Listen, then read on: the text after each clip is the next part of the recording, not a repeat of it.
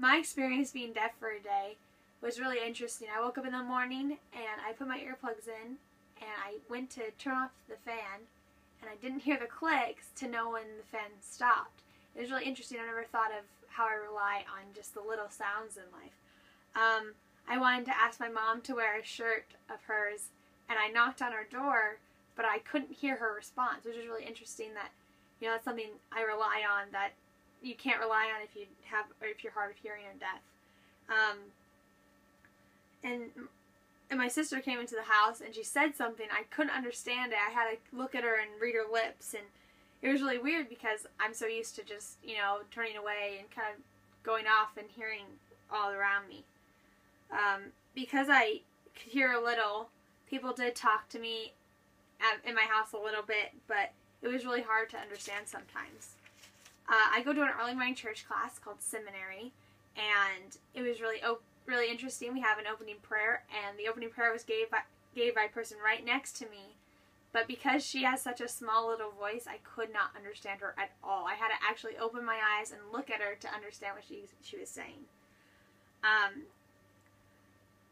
I couldn't really participate in the whole class experience. I had to kind of shift my earplugs so I could understand more of what our teacher, Brother Young, was saying, but I couldn't put my input in because Brother Young doesn't know ASL, and I couldn't really find ways to communicate with him.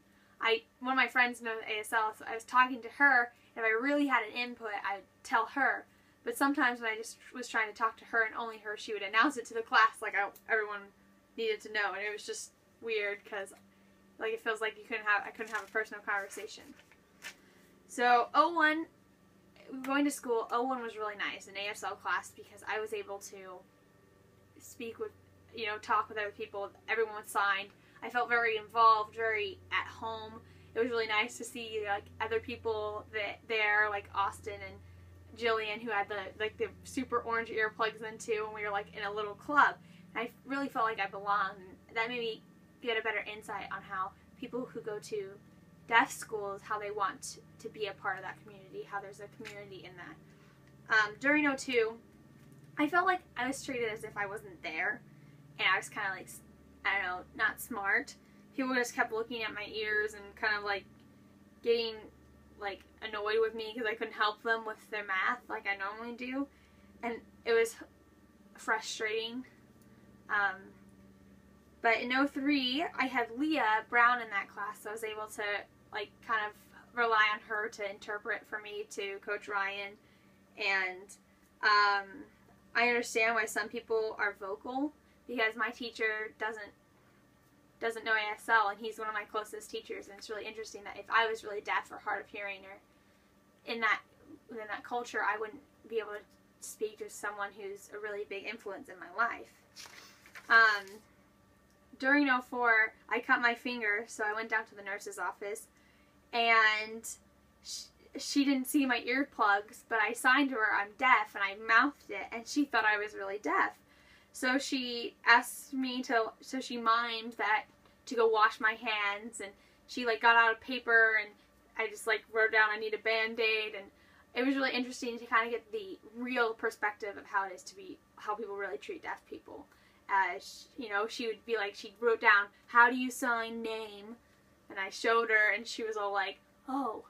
Like, I was really not smart enough to just have her write down, oh, please sign your name here. That was the biggest impact of the whole day, was to have someone really treat me as if they thought I was really deaf. So it was nice because some people in my 04 knew sign, but I felt like I was in my own little bubble. People weren't really talking to me. And my one friend, who I'm my partner in a project, she only knows finger spelling. And so it was hard because I felt like I had to like concentrate and try to like interpret every little finger spelling word she did.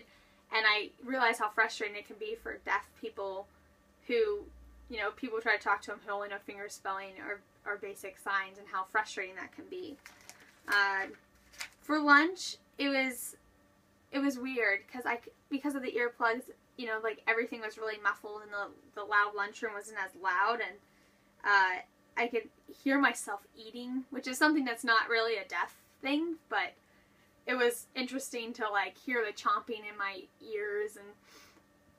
But something that's weird is I like walking by a few tables and someone called my name apparently, but I didn't even know. And my friend told me later, and I was like, oh, I'm sorry. You know, so like things that we rely on as hearing people is something that you can't have as a deaf or hard of hearing.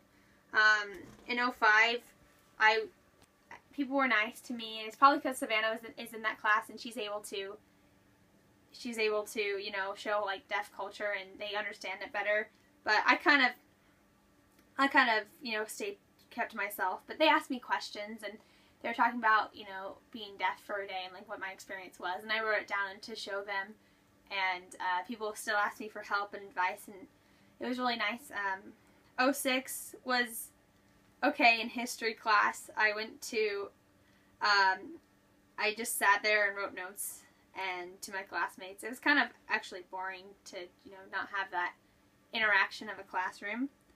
2007 was probably the worst because I have my friend Stephanie in that class, and we're really close, and that's the time we like catch up with each other, and like that was our one class together, and she doesn't know ASL at all. She speaks Spanish, and she knows Spanish, but she doesn't know ASL at all.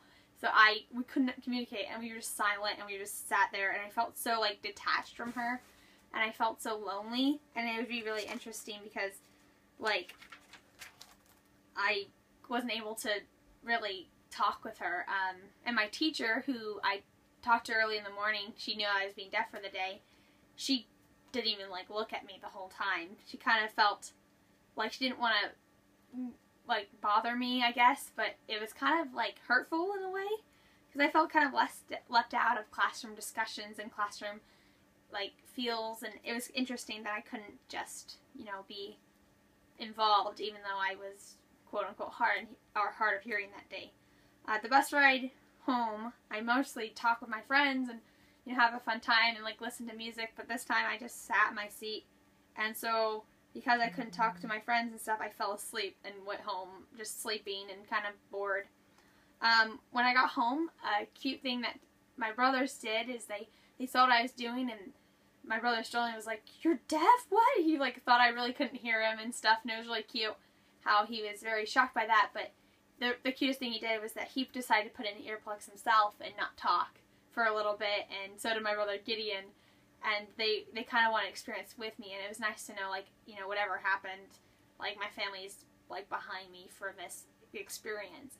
We went to the St. Augustine Orthopedics Fair, and it was interesting. I saw Miss Kiara there, and it was interesting to have not the same amount of noise, have kind of a muffled noise of the surroundings that I was in, and to have to rely on my mom waving her hand at me if she wanted to get my attention because I couldn't hear her yelling at me.